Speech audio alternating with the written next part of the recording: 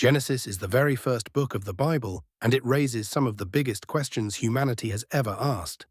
Questions that scholars, theologians, and ordinary people still wrestle with today.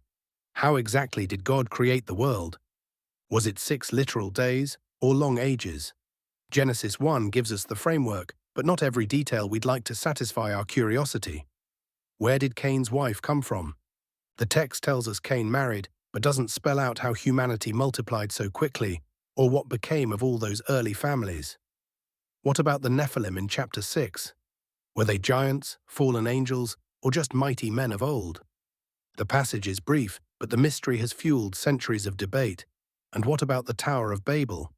Humanity wanted to make a name for itself, but how did one act of pride scatter languages and cultures across the globe? Genesis gives us the event, but not all the mechanics. Here's the point. Genesis doesn't answer every curiosity we have, but it answers the questions that matter most. Who made us?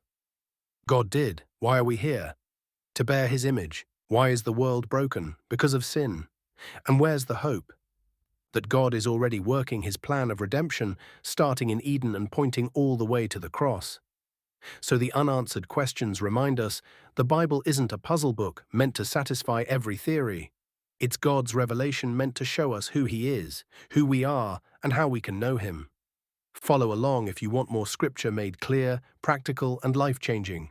Because sometimes the questions that aren't answered lead us straight to the one who is the answer.